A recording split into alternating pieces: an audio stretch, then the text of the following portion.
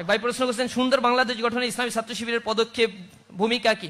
আমাদের স্লোগানটাই হচ্ছে সমৃদ্ধ সুন্দর একটি বাংলাদেশ গড়তে আমরা কতগুলো ক্রাইটেরিয়া ফলো করব, সৎ, দক্ষ আর দেশপ্রেমিক নাগরিক তৈরি করব। আমরা মনে করি যদি কারো ভিতরে সততা থাকে কিন্তু দক্ষতা না থাকে, এই সততা ভ্যালুলেস হয়ে যায়। সততা আছে কিন্তু ব্যবহার করার জায়গা নাই। আমরা দ্বিতীয়ত বলছি তোমার ভিতরে দক্ষতাও গড়ে তুলতে হবে। আর দক্ষতা আছে, সততা আছে, বিদেশে গিয়ে কাজ করতেছি, অনেক টাকার মালিক হয়ে যাচ্ছি। ইসলামী ছাত্র শিবির লাস্ট বলছে দেশপ্রেম তোমার ভিতরে থাকতে হবে। এ দেশ তোমার প্রতি অনেক টাকা খরচ করছে, তুমি ইউনিভার্সিটিতে পড়ো, তোমরা এখানে মাদ্রাসায় যারা পড়ছো, এভারেজে প্রতি বছর 10,000 টাকা করে গভর্নমেন্ট তোমার পিছনে খরচ করে। তুমি স্কুলে পড়াশোনা করলে 25,000 টাকা করে এভারেজে গভর্নমেন্ট তোমার পিছনে খরচ করে। আর তুমি যদি ক্যাডেট কলেজে পড়ে থাকো, এভারেজে 1,35,000 টাকা করে পার ইয়ার তোমার পিছনে গভর্নমেন্ট খরচ করে থাকে। মাদ্রাসার ছাত্ররা একটু বৈষম্যের শিকার, এর বিরুদ্ধে কথা বলতে হবে। মাদ্রাসা যারা আছে কথা বলতে হবে। এই রাষ্ট্র আমার সমান অধিকার নিশ্চিত করতে 100% ব্যর্থ হয়েছে। শুধু মুখে মুখে বুলি আউলাইলেই হবে না। এ রাষ্ট্রের সংবিধান আমাকে যে রাইটস দিয়েছে, সেই রাইটস আমাকে বুঝিয়ে দিতে হবে। এবং বুঝে নেয়ার প্রজন্মটাই হচ্ছে জেনারেশন জেন জেড। এই প্রজন্ম তাদের অধিকার বুঝে নেবে ইনশাআল্লাহ। সুতরাং এই রাষ্ট্র আমার জন্য যে খরচগুলো করে, এটা আমার লায়াবিলিটি তো রাষ্ট্রের প্রতি থাকতে হবে। আমরা সেই দেশপ্রেম গড়ে তুলি। এবং স্বাধীনতার পরে এই বাংলাদেশকে নিয়ে যদি কোনো ভাবনা করা কোনো রাষ্ট্র ইসলামী দল থাকে, ইসলামী ছাত্র সংগঠন থাকে, সেটা হচ্ছে ইসলামী ছাত্র শিবির। ইসলামী ছাত্র শিবির যে কার্যক্রমগুলো করেছে অ্যানালাইসিস করে দেখবেন, লোপাটের রাজনীতি ইসলামী ছাত্র শিবির করে না। এমন মানুষ তৈরি করেছে, যে জায়গায় এই মানুষগুলো গিয়েছে সেখানেই দক্ষতার পরিচয় দিয়েছে, দেশপ্রেমের পরিচয় দিয়েছে। বিগত ফ্যাসিস্ট আমলে আমাদেরকে প্রমাণ করার জন্য কি করতো, মেসে মেসে অভিযান চালিয়ে প্যান্ট পরায়ে বলতো যে টাকলুর উপরে প্যান্ট আছে কিনা, যদি থাকতো বলতো এটা নিশ্চিত শিবির করে। এরপরে মসজিদে গিয়ে দাঁড়ায় থাকতো, মসজিদে নামাজ পড়তে আসে কে কে, খোঁচা খোঁচা দাঁড়িয়ে আছে। এরপরে মানে নমনীয় ভাব, মাথা নিচু করে হাঁটে চলে, সালাম দিয়ে কথা বললে শিবির করে। যত ভালো কিছু আছে সব শিবির করে। রিমান্ডে নিয়ে আমাদের জিজ্ঞাসা করছে, তোমরা এই করো করো সেই করো, আমরা বলছি এই ভালো কাজ করলেই কি শিবির? বলছে হ্যাঁ, এগুলাই তোমাদের বৈশিষ্ট্য, আমরা জানি। যত ভালো তার সাথে শিবির। এগুলো একটা ট্যাগ দিয়ে আমাদেরকে এরকম বানায় ফেলছে। বলে ও ঘুষ খায় না, তাহলে শিবির করতে, ওর চাকরি থেকে বরখাস্ত করতে হবে। ও সুদ খায় না, তাহলে ও চাকরি থেকে বরখাস্ত করতে হবে, ওরে এখানে রাখা যাবে না, ও শিবির। শিবির আতঙ্ক সারা বাংলাদেশে এখন ছড়াই গেছে। এখন অনেকে বলে হলে শিবির কমিটি দেয় না কেন? হলে কমিটি দিতে হবে, ঢাকা বিশ্ববিদ্যালয় বলে, অথচ ছাত্ররা হল কমিটি ঢাকা বিশ্ববিদ্যালয়ে চায় না। স্পষ্টভাবে বলছে হল কমিটি না, রাজনীতি আবাসনের জায়গায় হবে না। একটা মেজরিটি পার্সেন্ট 80-90% ছাত্র এটা চায়।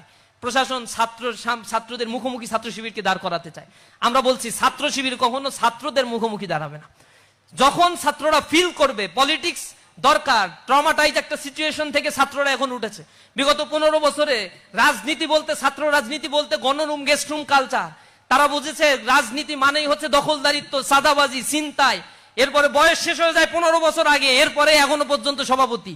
এইগুলো চলে, এগুলো বলছে তারা রাজনীতি। এই রাজনীতিকে তারা ঘৃণা ভরে প্রত্যাখ্যান করেছে।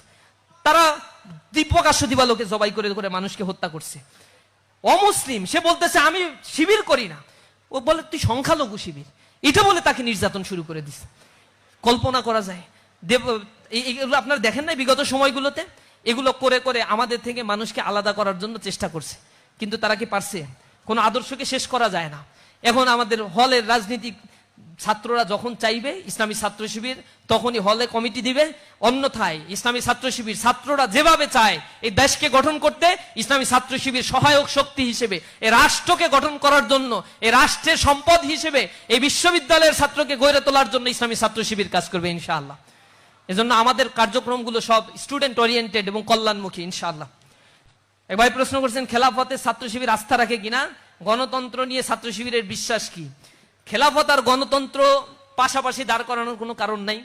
ইসলামী ছাত্র শিবির খেলাফতে বিশ্বাস করে এবং খেলাফত ব্যবস্থা সম্বন্ধে যে নেগেটিভ ট্রমা ছড়ানো হয়েছে, এর ব্যাপারে ইসলামী রাষ্ট্র কাঠামো কেমন হবে এই নিয়ে লক্ষ লক্ষ বই রচনা হয়ে গেছে। ইসলামী আইন শাস্ত্রবিদ্যা এরা লিখে ফেলেছেন, আপনারা এটা একটু দয়া করে পড়বেন। এবং খেলাফতের সাথে ডেমোক্রেসিকে জড়ানোর কিছু নাই।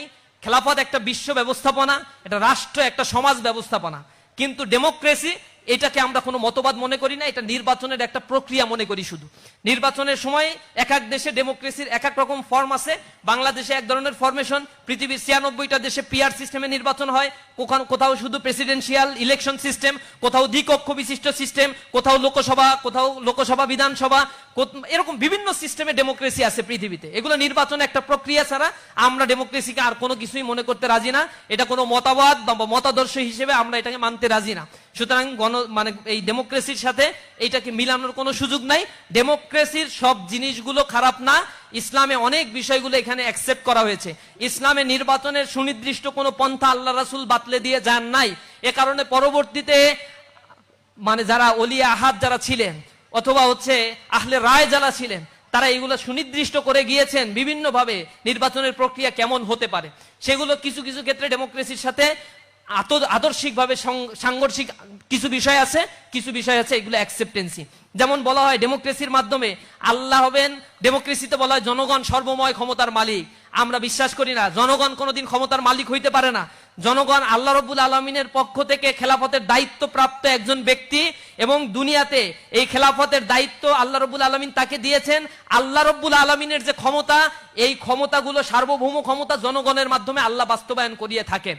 এ কারণে আমরা মনে করি, আমরা যদি রাষ্ট্র ক্ষমতায় যাই, ইসলামিস্টরা মনে করে যে রাষ্ট্র ক্ষমতায় গেলে আমরা হব রাষ্ট্রের খাদেম, সেবক, আমরা রাষ্ট্রের মালিক হব না। রাষ্ট্রের মালিক আমরা হয়ে রাষ্ট্র থেকে লুটপাট করব না, রাষ্ট্রের খাদেম হব, জনগণের সেবক হয়ে আমরা কাজ করব। আমাদের অনেক জবাবদিহিতার জায়গা সেখানে থাকতে হবে।